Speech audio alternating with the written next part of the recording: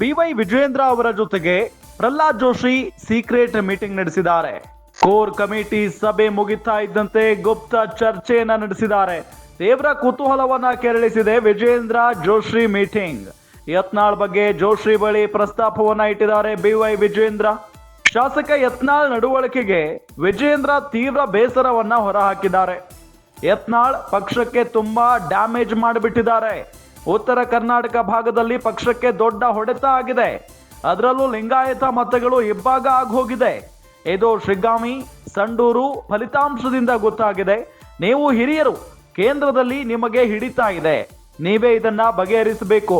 ಇಲ್ಲದೆ ಹೋದ್ರೆ ಮತ್ತಷ್ಟು ಸಮಸ್ಯೆ ಆಗುತ್ತೆ. ರಾಜ್ಯದಲ್ಲಿ ಕಾಂಗ್ರೆಸ್ ಪಕ್ಷವನ್ನ ಕಟ್ಟಿ ಹಾಕಲು ಕಷ್ಟ ಆಗುತ್ತೆ.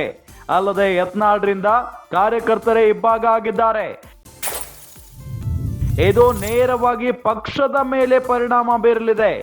ನಾನು ಹೇಳಿದ್ದೇನೆ, ನೀವು ಹೈಕಮಾಂಡ್ ಬಳಿ ಚರ್ಚೆ ನಡೆಸಿ. ವಿಜಯೇಂದ್ರ ಮನವಿಗೆ ಜೋಶಿಯಿಂದ ಪಾಸಿಟಿವ್ ರೆಸ್ಪಾನ್ಸ್ ಬಂದಿದೆ. ನಾನು ವರಿಷ್ಠರ ಬಳಿ ಮಾತನಾಡ್ತೇನೆ ಅಂತ ಹೇಳಿದ್ದಾರೆ ಜೋಶಿ ಅನ್ನೋದು ಗೊತ್ತಾಗ್ತಾ ಇದೆ. ಗಮನಿಸ್ತಾ ಇದ್ದೀವಿ, ಕೋರ್ ಕಮಿಟಿ ಸಭೆ ಇತ್ತು ನಿನ್ನೆ. ಅದು ಮುಗಿತಾ ಇದ್ದಂತೆ ಗುಪ್ತವಾಗಿ ಚರ್ಚೆಯನ್ನ ನಡೆಸಿರೋದು ಪ್ರಹ್ಲಾದ್ ಜೋಶಿ ಮತ್ತು ಬಿವೈ ವಿಜಯೇಂದ್ರ ಅವರು. ಯತ್ನಾಳ್ ಬಗ್ಗೆ ಬಹಳ ಪ್ರಮುಖವಾಗಿ ಇಲ್ಲಿ ಚರ್ಚೆ ನಡೆದಿದೆ ಅನ್ನೋದು ಗೊತ್ತಾಗ್ತಾ ಇರುವಂತ ವಿಚಾರ. ಯತ್ನಾಳ್ ಅವರು ಪದೇ ಪದೇ BSY ಅಂಡ್ ಬಿವೈ ವಿಜಯೇಂದ್ರ ಅವರ ಬಗ್ಗೆ ಅವಹೇಳನಕಾರಿಯಾಗಿ ಮಾತನಾಡ್ತಾನೆ ಇರ್ತಾರೆ. ಭ್ರಷ್ಟಾಚಾರಿಗಳು ಅವರು ಅನ್ನೋ ನಿಟ್ಟಿನಲ್ಲಿ ಹೇಳಿಕೆಗಳನ್ನ ಕೊಡ್ತಾನೆ ಇರ್ತಾರೆ. ಇದರಿಂದ ಎಲ್ಲೋ ರಾಜ್ಯದಲ್ಲಿ ಬಿಜೆಪಿಯ ಕಾರ್ಯಕರ್ತರು ಇಬ್ಬಾಗ ಆಗಿ ಹೋಗ್ತಾ ಇದ್ದಾರೆ.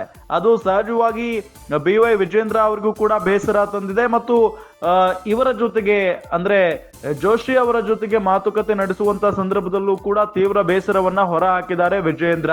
ಯತ್ನಾಳ್ ಪಕ್ಷಕ್ಕೆ ತುಂಬಾ ಡ್ಯಾಮೇಜ್ ಮಾಡಿಬಿಟ್ಟಿದ್ದಾರೆ. ಉತ್ತರ ಕರ್ನಾಟಕ ಭಾಗದಲ್ಲಿ ಪಕ್ಷಕ್ಕೆ ದೊಡ್ಡ ಮಟ್ಟದ ಹೊಡೆತ ಆಗ್ತಾ ಇದೆ. ಅದರಲ್ಲೂ ಲಿಂಗಾಯತ ಮತಗಳು ಇಬ್ಬಾಗ ಆಗಿ ಹೋಗಿದೆ. ಇದು ಶಿಗ್ಗಾಂವಿ ಸಂಡೂರು ಫಲಿತಾಂಶದಿಂದ ಬಹಳ ಸ್ಪಷ್ಟವಾಗಿ ನಮಗೆಲ್ಲ ಗೊತ್ತಾಗಿದೆ. ನೀವು ಹಿರಿಯರಿದ್ದೀರಿ, ಕೇಂದ್ರದಲ್ಲಿ ನಿಮಗೆ ಹಿಡಿತಾ ಇದೆ.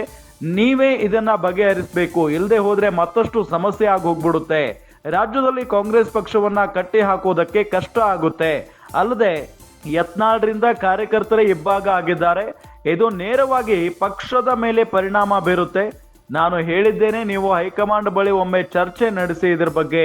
ವಿಜೇಂದ್ರ ಮನವಿಗೆ ಜೋಶಿಯಿಂದ ಪಾಸಿಟಿವ್ ರೆಸ್ಪಾನ್ಸ್ ಇಲ್ಲಿ ಸಿಕ್ಕಿದೆ. ನಾನು ಮಾತನಾಡ್ತೀನಿ ವರಿಷ್ಠರ ಬಳಿ ಅನ್ನೋ ನಿಟ್ಟಿನಲ್ಲಿ ಹೇಳಿದಾರಂತೆ. ಆದ್ರೆ ಈ ಸಂದರ್ಭದಲ್ಲಿ ಬಿವೈ ವಿಜೇಂದ್ರ ಅವರು ಯಾಕೆ ಈ ವಿಚಾರವನ್ನ ಪ್ರಸ್ತಾಪ ಮಾಡಿದ್ರು ಅನ್ನೋದು ಗೊತ್ತಾಗ್ತಾ ಇಲ್ಲ. ಯಾಕೆ ಅಂತ ಹೇಳಿದ್ರೆ, ಮೊನ್ನೆ ತಾನೇ ವರಿಷ್ಠರು ಯತ್ನಾಳ್ ಅವರನ್ನ ಕರೆಸಿ ಬುದ್ಧಿವಾದ ಹೇಳಿ ಕಳಿಸಿದ್ದಾರೆ, ಎಚ್ಚರಿಕೆಯನ್ನು ಕೂಡ ಕೊಟ್ಟು ಕಳಿಸಿದ್ದಾರೆ.